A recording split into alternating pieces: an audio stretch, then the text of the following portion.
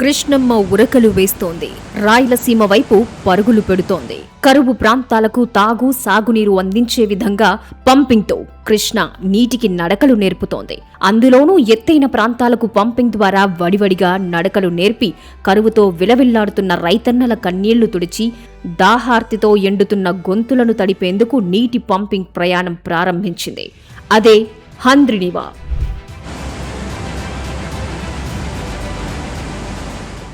రాయలసీమకు నీటిని ఎత్తిపోసే ఇంజనీరింగ్ అద్భుతం. కృష్ణానది నుంచి నీటిని ఎత్తైన కాలువలోకి మళ్లించడం ఒక ఎత్తైతే, ఆ నీటిని వందల కిలోమీటర్ల దూరం తీసుకెళ్లడం, మధ్యలో ఎదురయ్యే ఎత్తుపల్లాలను అధిగమిస్తూ నీటిని పైకి ఎత్తిపోస్తూ ముందుకు పంపించటం మరో ఇంజనీరింగ్ గొప్పతనం. అలాంటి అసాధారణ ఇంజనీరింగ్ సవాలుకు ఉదాహరణే హంద్రినీవా సుజల స్రవంతి, అదే HNSS.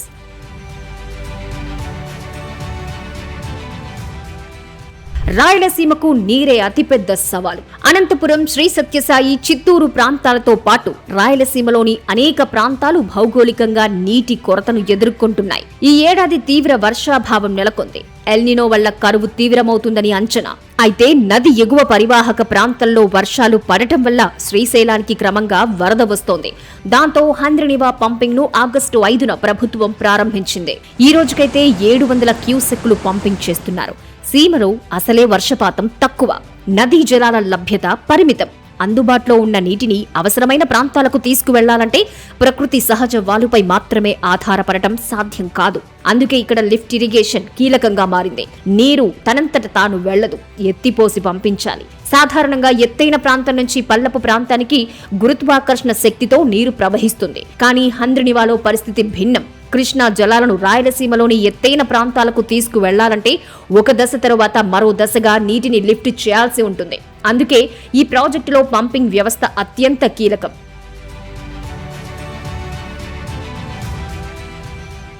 హంద్రినీవా వ్యవస్థలోని భారీ ఇంజనీరింగ్ స్కేల్ ను అర్థం చేసుకోవాలంటే ఈ 2 విషయాలు చాలు. అవి 43 పంప్ హౌస్లు, వాటిలో 269 పంపింగ్ మెషిన్లు. ఈ పంపింగ్ కేంద్రాలను మెగా పూర్తి చేసి సమర్థంగా నిర్వహిస్తోంది. ఒక్కో ప్రాంతంలోని భౌగోళిక పరిస్థితులు, అవసరమైన డిశ్చార్జ్, లిఫ్టింగ్ హెడ్ ను బట్టి భారీ పంపులు, మోటార్లు, ఎలక్ట్రో మెకానికల్ వ్యవస్థలను ఏర్పాటు చేశారు. అంటే ఇది కేవలం ఒక కాలువ నిర్మాణం కాదు, నీటిని దశలవారీగా పైకి ఎత్తుతూ ముందుకు తీసుకువెళ్లే భారీ వ్యవస్థను మెగా ఏర్పాటు చేసింది. ప్రకృతికి ఎదురుగా కాదు, భౌగోళిక పరిస్థితులకు అనుగుణంగా ఇంజనీరింగ్. హంద్రినీవా ప్రత్యేకత ఇక్కడే కనిపిస్తుంది.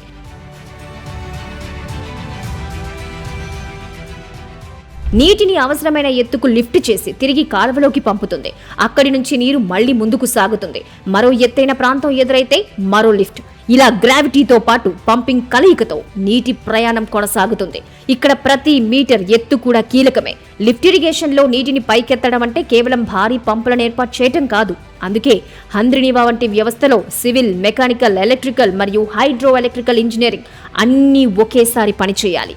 ఇది ప్రపంచంలోనే పెద్దది. ఈ భారీ వ్యవస్థల్లోని కీలకమైన లిఫ్ట్ ఇరిగేషన్, పంపింగ్ ఇన్ఫ్రాస్ట్రక్చర్ నిర్మాణంలో MEIL కీలక పాత్ర పోషించింది.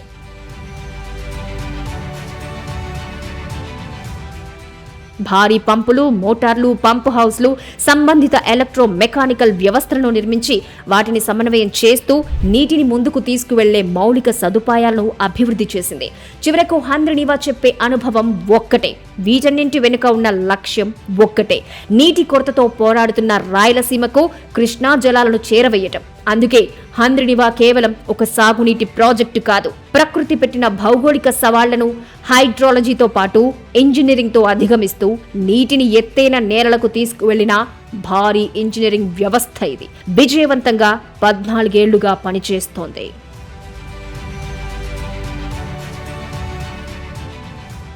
పంపింగ్ కింగ్ హంద్రినీవా 2 నుంచి 52 TMCల వరకు నీటి యాత్ర.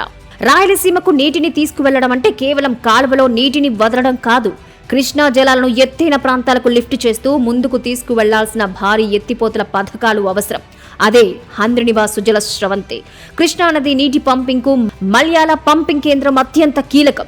అయితే ఈ వ్యవస్థ ద్వారా ఏటా ఎంత నీటిని ఇప్పటి వరకు తీసుకువెళ్లగలిగారు?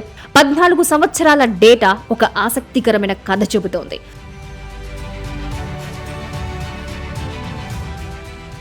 2012 నుంచి 13లో మల్యాల నుంచి హంద్రినివాకు పంపు చేసిన నీరు కేవలం 2 టీఎంసీలు. అది మొదటిది కావడంతో పూర్తి స్థాయిలో చేయలేరు. క్రమంగా నీటి పంపింగ్ పెంచుతారు. 2013 నుంచి 14లో అది 9.904 టీఎంసీలకు, 2014 నుంచి 15లో 16.81 టీఎంసీలకు పెరిగింది. ఇక 2016 నుంచి 17 నాటికి హంద్రినివాకు నీటి ఎత్తిపోత 32.07 టీఎంసీలకు చేరింది. 2018 నుంచి 19లో 36.91 టీఎంసీలు, 2019-20లో 40.012 టీఎంసీ పంపింగ్ నమోదైంది. ఇక 2020-21లో కూడా 39.628 టీఎంసీ నీటిని హెచ్ఎన్ఎస్ఎస్ కు పంప్ చేశారు. ఆ తర్వాత 2021-22లో 26.48 టీఎంసీలు, 22 నుంచి 23 మధ్యలో 23.747 టీఎంసీలు, 2023 నుంచి 24లో మళ్లీ 32.332 టీఎంసీలు, 2024 నుంచి 25లో 28.198 టీఎంసీల పంపింగ్ జరిగింది. కానీ 2025 నుంచి 26లో గరిష్టంగా మల్యాల వద్ద ఏకంగా 250 రోజుల పాటు పంపింగ్ జరిగింది. హెచ్ఎన్ఎస్ఎస్ కు 52.03 టీఎంసీలు, కేసీ కాలువకు 1.7127 టీఎంసీల నీటిని తోడారు. రెండు కలిపితే మొత్తం 53.74 టీఎంసీల నీటిని పంపింగ్ చేయటం రికార్డ్.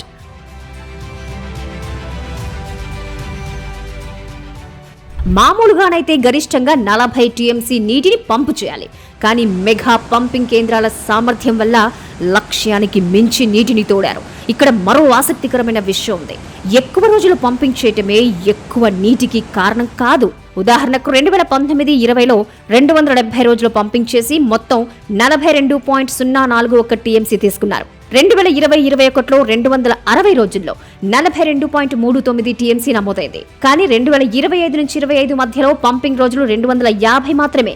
అయినప్పటికీ 53.74 టీఎంసీ తోడినట్లు నమోదైంది. అంటే పంపింగ్ రోజులు ఒక్కటే కాదు, నీటి లభ్యత, pumping intensity, discharge, operational conditions వంటి అంశాలు కూడా వార్షికంగా తరలించే నీటి పరిమాణాన్ని ప్రభావితం చేస్తాయని ఈ డేటా సూచిస్తుంది.